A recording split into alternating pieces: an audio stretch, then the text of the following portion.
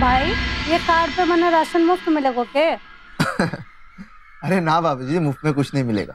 ये ration card थोड़ी ना है, तो आधार कार्ड है। तो मैंने हमारा आधार कार्ड कब तक मिल जाएगा? अब भाभी जी ये तेरा सरकारी काम और सरकारी काम में वक्त लग। अमित कटिया, अमित कटिया। गज्जू भैया क्या हुआ? क्या हुआ के बच्चे? यो देख, बता बता अमित कटिया। आज मैं उसने जान से मार दूंगा, और अगर तूने ना बताया तो तन्ने भी जान से मार दूंगा। बनने नहीं पता अमित कट्टे गज्जू भैया, सच कह रहा हूँ गज्जू भैया, बनने नहीं पता। नहीं पता? पता गज्जू भैया।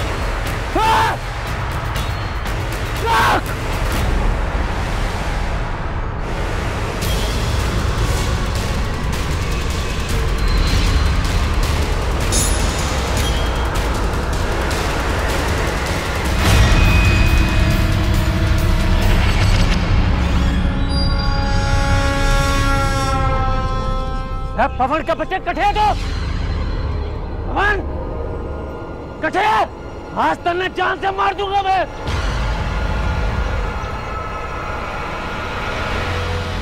तू और थारा दोस्त अमित दोनों को जिंदा ना छोड़ूंगा, जान से मार दूंगा।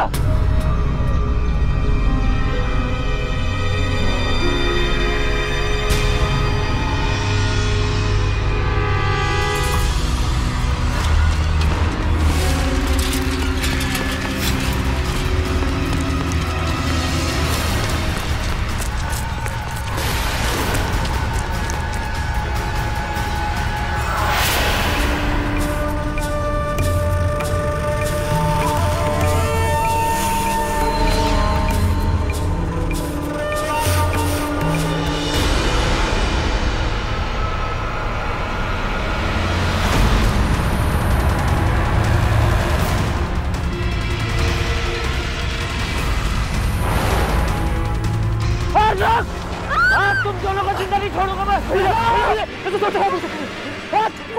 नहीं भैया, भैया मेरी बात तो सुनिए। ऐसा कुछ नहीं है।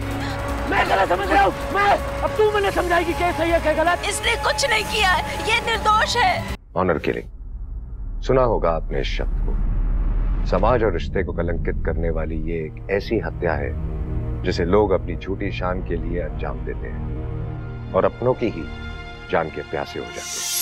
संयुक्त राष्ट्र का एक आंकड़ा ये कहता है कि इज्जत के नाम पर दुनिया भर में हर 5वीं हत्या भारत में होती है। संयुक्त राष्ट्र का दावा है कि वर्ल्ड लेवल पर इन 5000 हत्याओं में 1000 भारत में होती है। ये केस भी इसी आंकड़े का एक दर्दनाक और शर्मनाक सच बयां करता है।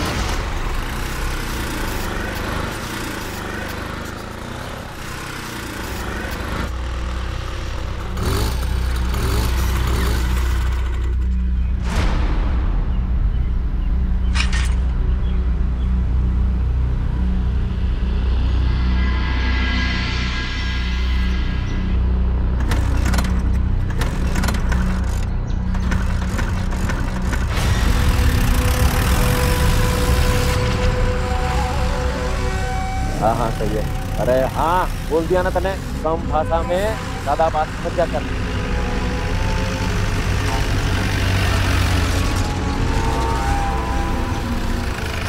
रुक रुक,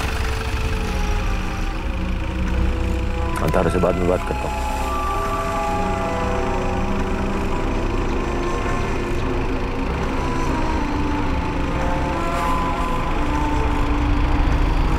चले।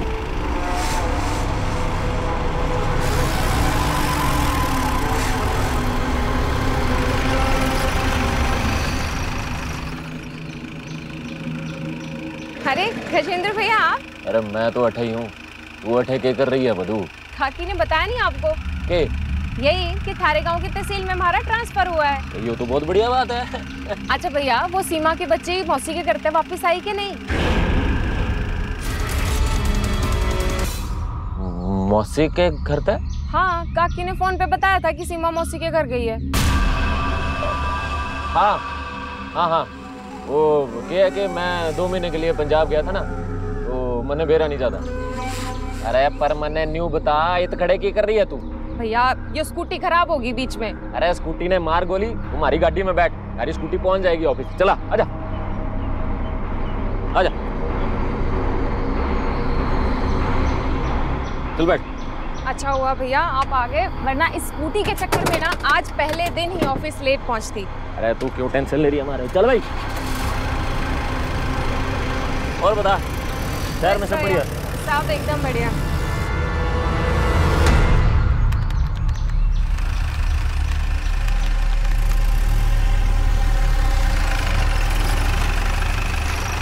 भी छोरी आगे थारी तहसील। अरे तू भी ना कसम से बावरी है एक नंबर की। अरे मैंने बोल देती मैं आ जाता आगे स्कूटी ठहके। चले। अरे भैया है ही कितना दूर, और वैसे भी यहाँ से 10 किलोमीटर दूर है, और आप खामा परेशान होते। अच्छा चल ठीक है, शाम को आ जाओ घर। हाँ हाँ चल भाई।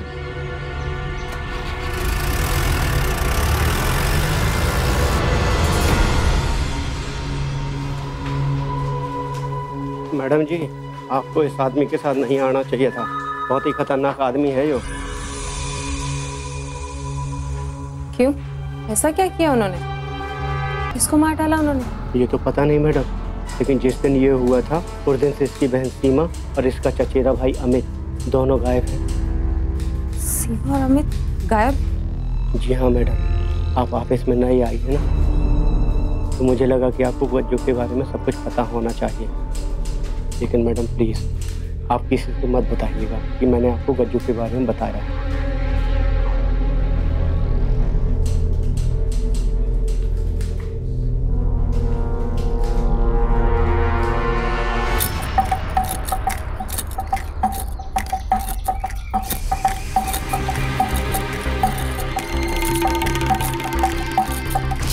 प्रणाम का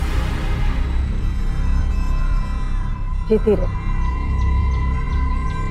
आ बैठ। अच्छा हुआ जो तू यहाँ के तहसील में आ गई। गजेंद्र बता रहा था कि तू रोज शहर से यहाँ आया करेगी, यहाँ आके क्यों नहीं रहती? बाकी शहर है ही कितना दूर, मुझे कोई दिक्कत नहीं। ठीक है, जैसे तेरी मर्जी, लेकिन कोई बात की तकलीफ हो तो जरूर बताना, अपना ही गांव है।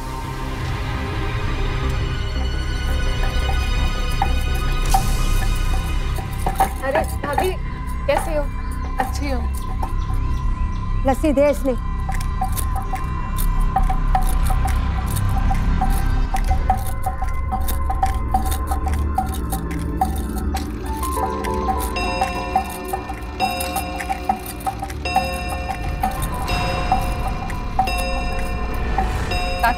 मुझे आज भी याद है, मैं ये घंटे की आवाज सुन के दिन में आपके घर 3-4 बार आया करती थी। मैं और सीमा कितनी मस्ती किया करते थे। काकी सीमा से बात कराओ ना।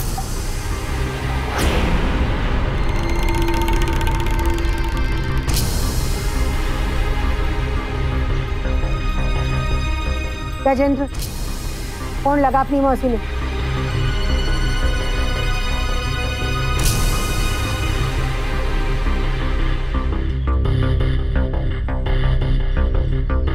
छोटी सुन, जरा सीमा से बात करवा। बोल उसे उसकी सहेली आई है मधु, बाहर गई है। ठीक है, जैसे ही आ जाएगी उससे बात करवा देना। क्या हुआ काकी? सीमा बाहर गई है, जैसे आ जाएगी तुझसे बात कर लेगी। ठीक है।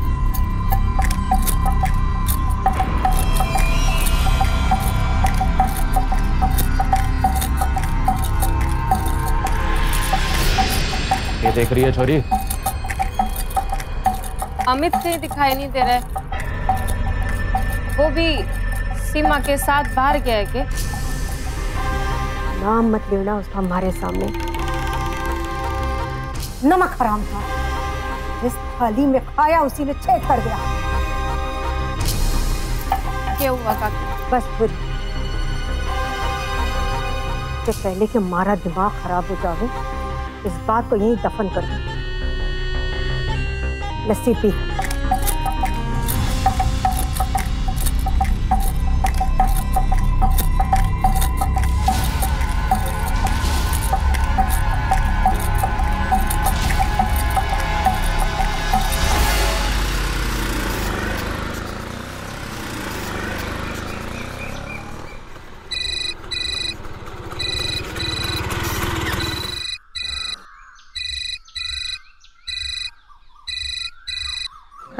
यो किसका नंबर से?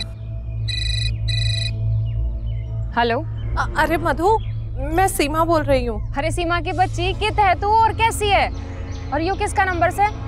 ये ना मौसा जी का नंबर है, मैं उन्हीं के साथ हूँ। अरे तू है कित और गांव कब आ रही है? अभी गांव आने में तो मुझे थोड़ा वक्त लगेगा। पर तू है कहाँ? अभी तो मैं मौसा जी के घर जा रही हूँ ट्रैक्टर पे बैठ के। अच्छा, ट्रैक्टर की आवाज में ना तेरी आवाज सुनाई को नहीं दे रही। Hello hello.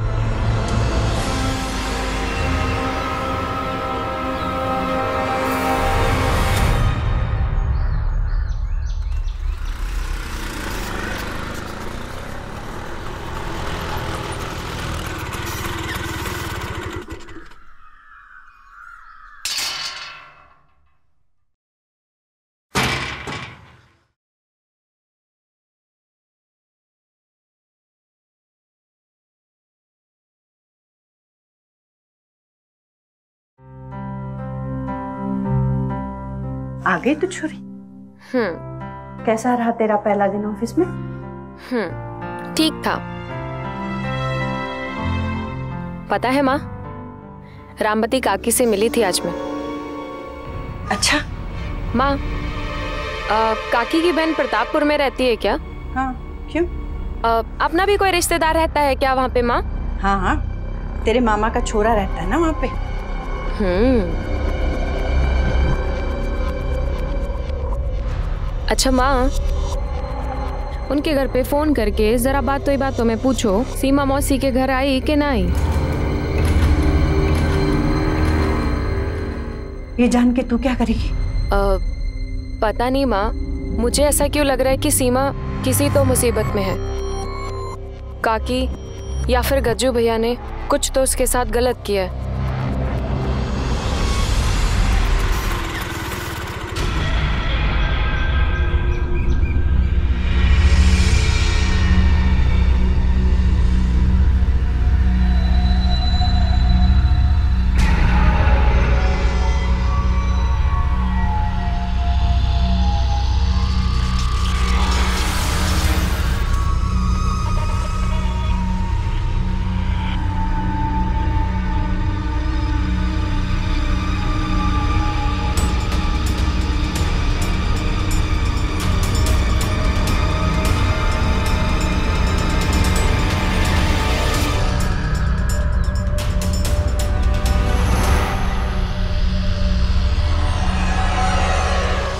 सही टाइम पे आई हो ना भाभी।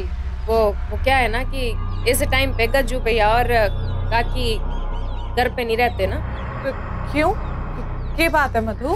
कुछ नहीं, आपसे मिलने का मन हो रहा था, सोचा आपसे मिलती भी जाओ। वैसे आप तो कल मौसा जी के साथ ट्रैक्टर पे बैठ के गांव से बाहर गई थी ना, फिर इतनी जल्दी यहाँ कैसे? भाभी, ट्रैक्टर और घंटे की आवाज में बहुत फर्क होता है। अभी तो गांव आने में टाइम लगेगा मन्ने।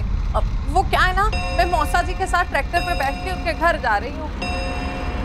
चल मैं तुझे बाद में फोन करती हूँ। हाँ,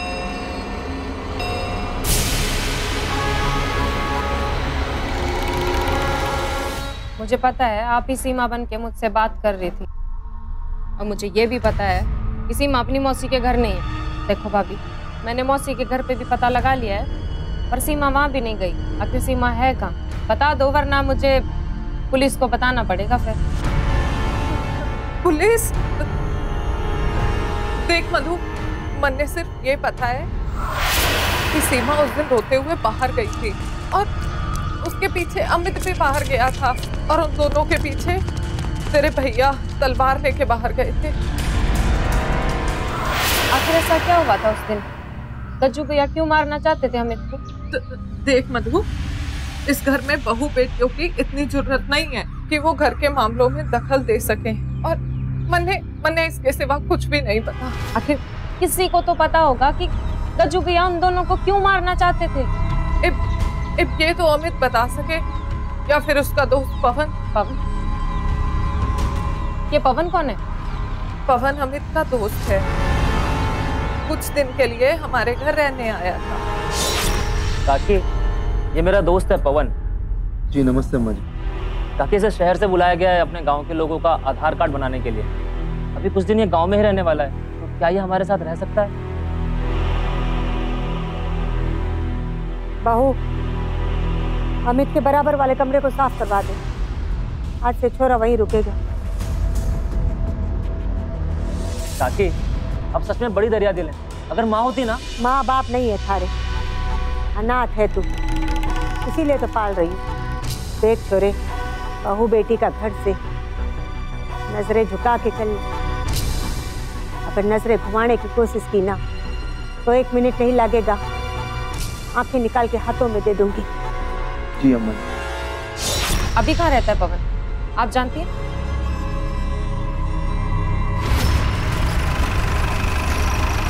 राजू, हाँ मधु की स्कूटी से। हाँ, स्कूटी तो उसी की है। ये छोरी यहाँ क्या कर रही है? देख मधु, तू इन सब से दूर रह। देख ये लोग बहुत बुरे हैं।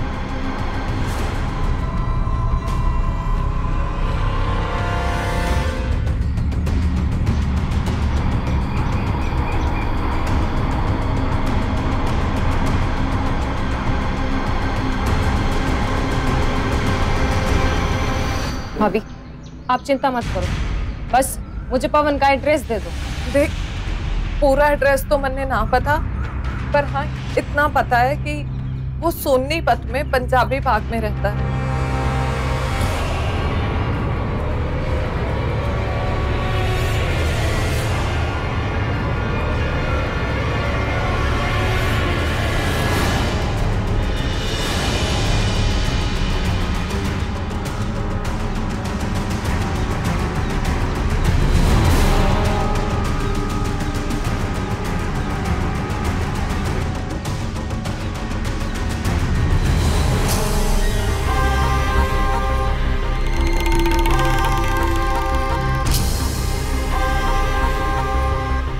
घड़ी तो बहुत बढ़िया पहनी तूने।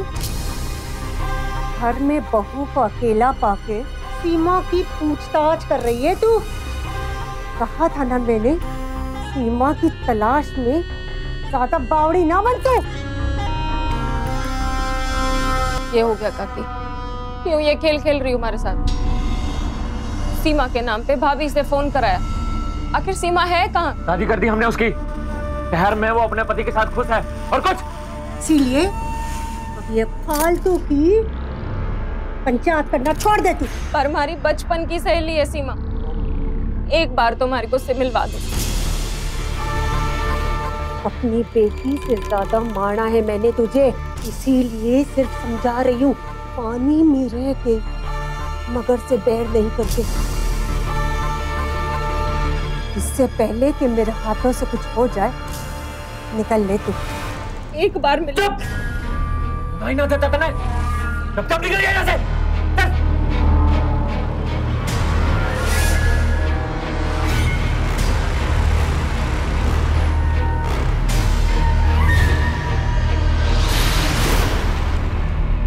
बिल्ली सियाणी होने की कोशिश कर रही है। इससे पहले कि ये हमारा रास्ता काटे, हमें इसने काटना पड़ेगा। मधु ने हिम्मत दिखाई। गजेंद्र और उसकी मां जैसे अपराधियों से उसने सीधी जंग ली। इसकी जितनी तारीफ की जाए कम है, पर सोचना इस बात पर भी होगा कि क्या हमारी चुप्पी अपराधियों की ताकत नहीं है। मधु की जिंदगी पर जो खतरा मंडरा रहा था, उसकी बड़ी वजह यह भी थी कि इस लड़ाई में वो अकेली पड़ गई। कानून के होने का मतलब तभी है जब हम उसे ताकत समझें। अगर ऐसा होगा तभी हम अपने इर्द गिर्द होने वाले अपराध के खिलाफ खुलकर खड़े हो सकते हैं। पानी में रहकर अगर हम मगरमच्छ से बैर नहीं लेंगे तो पानी में रहेंगे कैसे?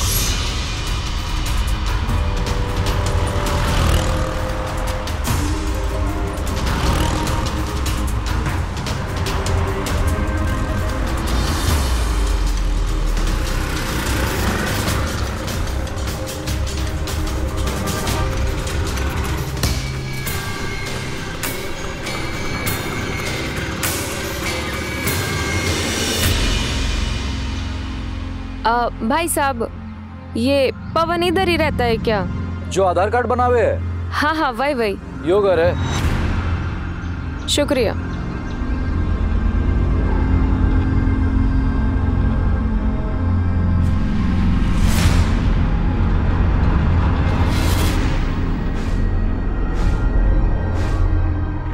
भाई साहब, मन्ने पवन के बारे में कोई जानकारी मिल सकती है के? कैसी जानकारी बहन जी? मतलब उसका कोई खास दोस्त जिसके साथ वो घूमता हो? दोस्त तो बहुत हैं उसके, हम भी उसी के दोस्त हैं, पर वो मिलता ना किसी से अभी।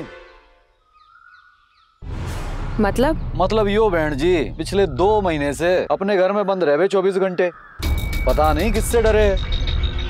इसका मतलब पवन जिंदा है। जी शुक्रिया।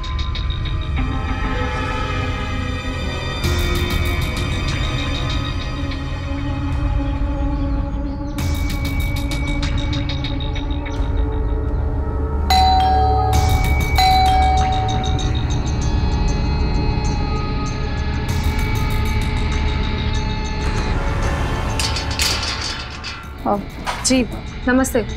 नमस्ते। तू कौन है? जी वो मैं सिरसा तहसील में काम करती हूँ। सिरसा? जी पवन से हमारे को कुछ बात करनी थी।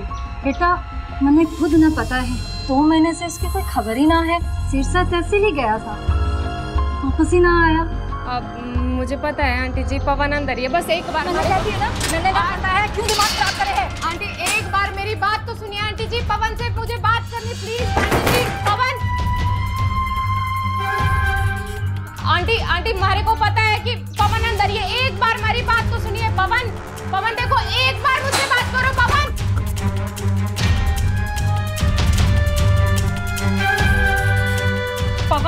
पवन देखो, मुझे पता है तुम अंदर ही हो। पवन एक बार बस दरवाजा खोलो। पवन देखो, मैं तुम्हें कोई नुकसान नहीं पहुंचाऊंगी। पवन एक बार बात तो करो हमारे से। अरे कम से कम मेरे लिए ना सही, अपने दोस्त अमित और सीमा के लिए दरवाजा खोल दे भाई। मैं तेरा के हाथ जोड़ू।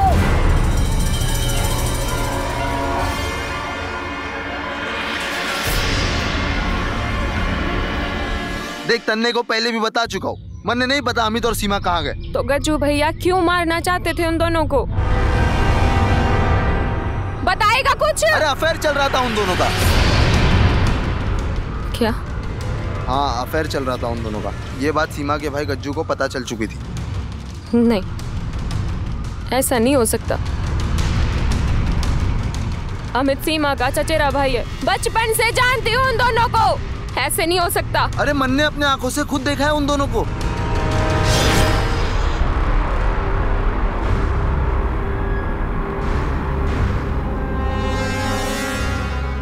देख भाई, तूने जो देखा ना उसे यही बोल जाओ, किसी से कुछ कहना मत।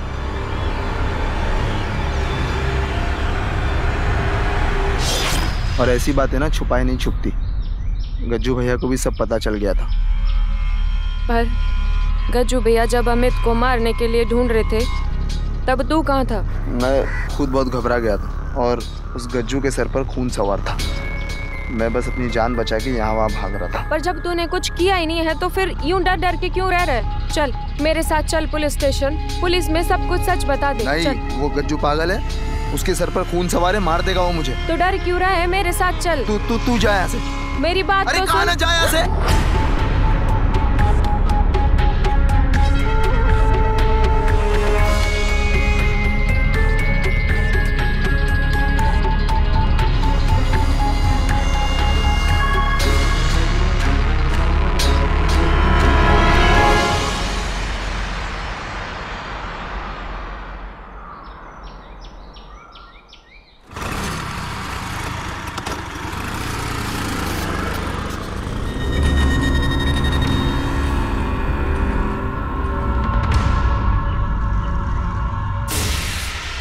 अबुल, अब सही कह रहे थे भाई साहब, लौंडिया अभी पवन के घर से इंक्वायरी करके निकली है। ये हुआ, फोन क्यों खौड़ा रहा है? इस बात का डर था, वही हुआ। वो छोरी पहुंच गई पवन के घर छानबीन करने खातिर। सही कह रहा था, इससे पहले कि वो मारा रास्ता काट डाल बिल्ली का। सर, अरे क्या है मंटू जी, अभी तो सिर्फ 2 दिन हुए ड्यूटी ज्वाइन किए हुए और अभी से छुट्टी? सर वो कुछ जरूरी काम था इसलिए। अच्छा ठीक है जी, पर मैंने कल तक प्रतापपुर गांव के किसानों की पूरी लिस्ट मेरे टेबल पे चाहिए। जी सर, मैं आज शाम को ही प्रतापपुर चली जाऊंगी। ठीक है। Thank you sir.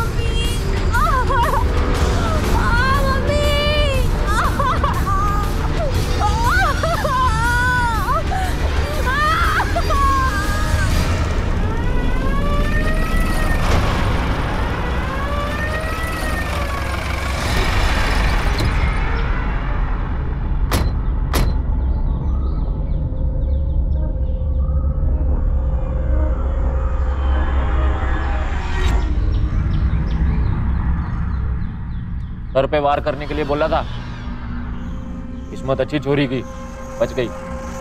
हमारे पास भी तो नालायक भरे पड़े हैं। प्रणाम अम्मा जी। प्रणाम। कैसे आना हुआ थानेदार? बात ये है अम्मा जी, वो तहसीलदार साहब के ऑफिस से कंप्लेन आई है, मधु नाम की लड़की है, उसी का एक्सीडेंट हुआ है। यहाँ के करने आया है, उसी के पास जा। भाई बात ये है गजेंद्र, हमारे से ज्यादा इस इलाके के बारे में आपको और अम्मा जी को पता है, तो कुछ जानकारी हो तो बता दो। हाँ ठीक है, कुछ पता लगेगा तो खबर कर देंगे। हाँ जी, वो तो हमें पता है कि आप बता ही देंगी। और मधु का फोन आया था थाने में, आपकी बेटी सीमा के बारे में पूछ रही थी, कह रही थी कि वो कुछ दिनों से लापता है। वो ये भी बोली कि जैसे वो ठीक होगी थाने में कंप्लेन लिखाने आएगी। तो बात ये है जी कि उससे पहले वो कंप्लेन लिखाए, आप खुद ही पता कर लो ना कि आपकी बेटी कहाँ है। रोटी खाएगा थानेदार? नहीं भाई जी, मैं ड्यूटी में रोटी नहीं खाता। प्रणाम अम्मा जी।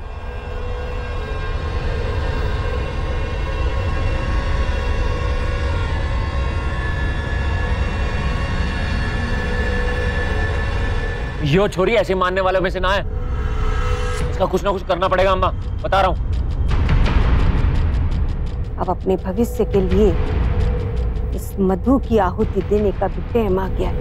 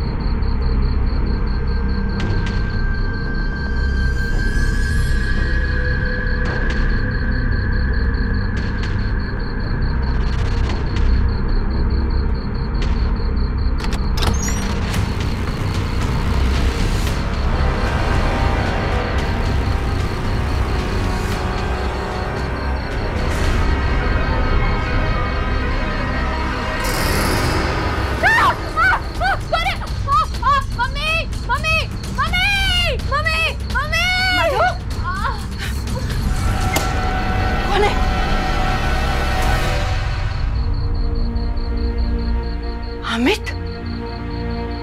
हाँ हामिद, तू जिंदा है?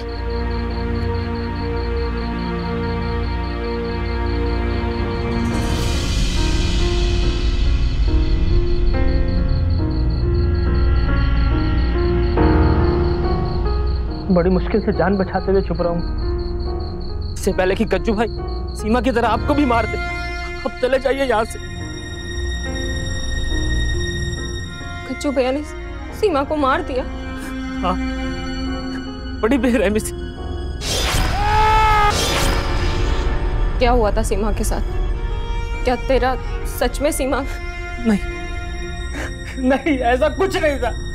सीमा को मैं अपनी बहन मानता था।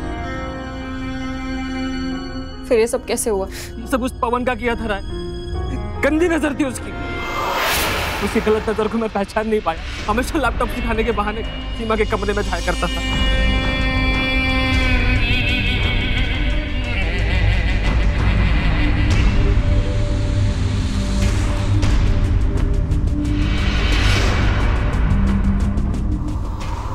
और जैसे ही उसे मौका मिला तब उसने सीमा को बेहोशी की दवा पिलाकर उसके साथ जबरदस्ती की।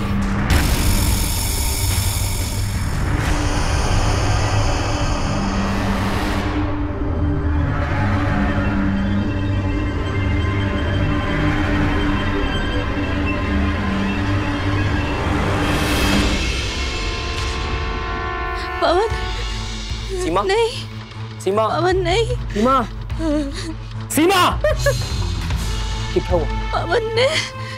पवन ने मेरे साथ जबरदस्ती की।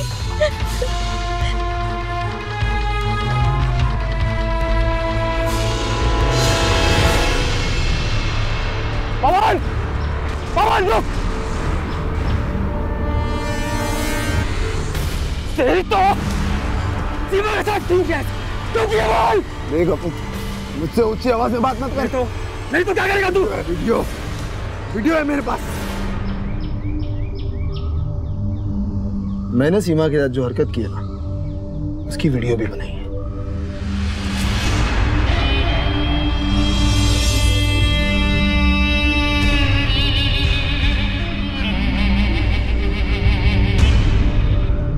सोच, अगर ये वीडियो बाजार में आ, मेरा कुछ नहीं होगा, मेरी तो शक्ल भी नहीं दिखी, लेकिन सीमा, उसका क्या होगा? एक काम कर, मैं वीडियो तुझे और सीमा दोनों को सेंड करता हूँ। अगर मेरे जाने के बाद तुझे गुस्सा आ गया ना, तो ये वीडियो देख लेना, उससे मेरी धमकी याद आ जाएगी।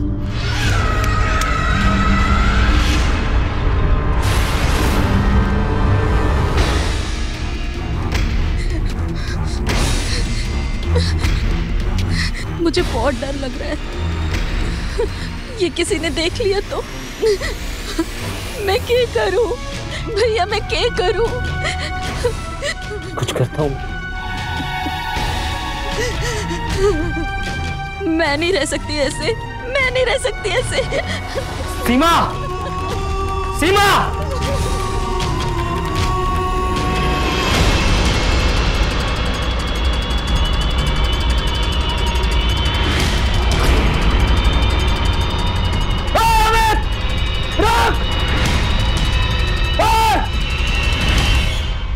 सीमा सीमा किधर जा रही है? जानने जा रही हूँ। हाँ, मैं पागल हो गई हूँ। क्या मुंह दिखाऊंगी मैं भाई को, अम्मा को? कुछ भी मत सोच उल्टा पुल्टा, हम है ना, कुछ ना कुछ हल निकाल लेंगे। मैं सब संभाल लूंगा। हाँ पवन बोल। अमित, तू अभी के अभी गांव छोड़ के भाग जा। क्यों? सीमा का भाई गज्जू तुझे पूरे गांव में खोज रहा है, वो तुझे जान से मार देगा। गज्जू भैया जान से मारने मणि क्यों ढूंढ रहे हैं? वो सीमा का जो वीडियो है ना, वो गज्जू ने देख लिया। वो वीडियो में जो लड़का दिख रहा है ना, गज्जू को लग रहा है वो तू है। मैं गज्जू भैया को बता दूंगा कि उस वीडियो में मैंने तू है। अमित, ये सब बातें तू बाद में बताना, फिलहाल तू भाग अभी यहाँ से। गज्जू के सर पर खून सवार है, वो तुझे जान से मार देगा। तू गाँव छोड़ के भाग जा।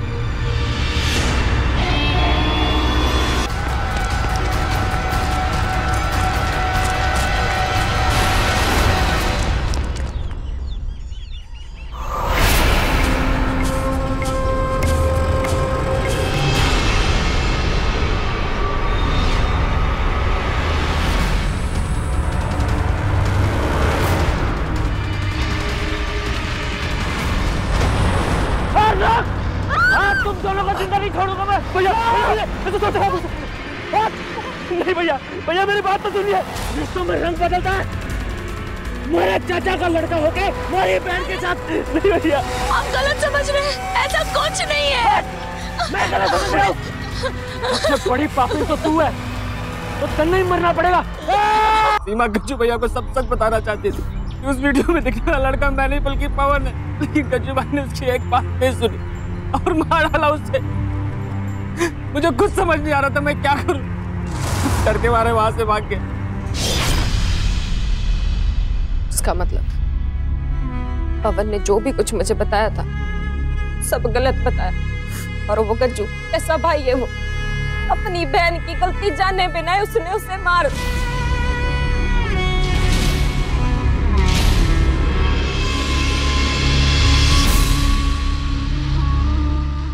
देख लिया काकी, सुन लिया गज्जू भैया, इतनी बड़ी गलतफहमी भाई बहन को लेके। सीमा के साथ गलत अमित ने नहीं पवन ने किया था। सीमा को बेहोशी की दवा पिला करके उसके साथ जबरदस्ती की।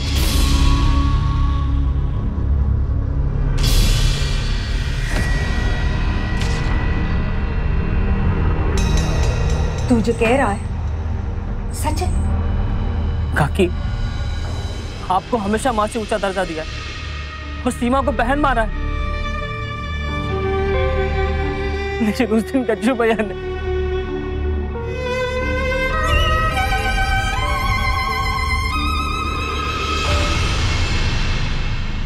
देख छोरी, जो हो गया उसे बदला ना जा सके। एक औलाद खो चुकी हूं मैं।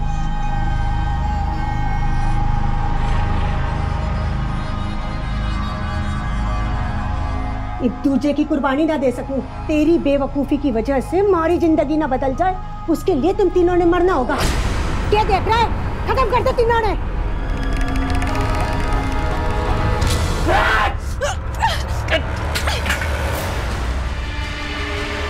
छोरी ने मेरी माँ को कुछ मत करना। हाँ हाँ, तेरी माँ को कुछ ना करूंगी। सोच रही हूँ कि इतना नहीं मार दूं। अरे गज्जू बचा ले, छोरी से एकदम चुप। गिद्दड़ भी हाथ में तलवार लेके शेर बनता है, और तू गिद्दड़ से भी डरपोक है, डरपोक। कैसा भाई है तू? अपनी बहन की गलती जानने भी नहीं मार दिया उसे। माँ, पुलिस को फोन कर जल्दी। ये किस तरह की विडंबना है कि एक ओर आज भी महिलाओं की इज्जत लूटी जा रही है और दूसरी ओर इज्जत के नाम पर उनका कत्ल भी हो रहा है। अगर सच में महिलाएं हमारी इज्जत हैं, तो उनके खिलाफ हर तरह का अपराध हमारे लिए शर्मिंदगी है। इसलिए कोई आगे आए ना आए, महिलाओं को सामने आना होगा। अपने हक और सम्मान की लड़ाई उन्हें खुद संभालनी होगी। मधु मिसाल है, अगर उसने हिम्मत ना दिखाई होती तो अपराधी और उसका अपराध बेखौफ रहता। गजेंद्र और उसके संगीन अपराध में बराबर का साथ देने वाली उसकी माँ आज सलाखों के पीछे है और उसका पूरा श्रेय सिर्फ मधु को जाता है। पवन, जिसने सीमा का शोषण किया, अब अपने किए की सजा भुगत रहा है। इंसानियत को आगे रखकर अपनी इज्जत को तोड़िए। झूठी शान के लिए अपनों का खून बहाना सनक से ज्यादा और कुछ भी नहीं है। ऐसे जुर्म के खिलाफ सामाजिक एकजुट जरूरी है। अपराधियों के दिमाग में ये बात बैठ जानी चाहिए कि वो गुनाह करके आजाद नहीं घूम सकते। मधु की तरह हमें भी जिम्मेदारी उठानी होगी, डर कर नहीं, डट कर। सावधान इंडिया।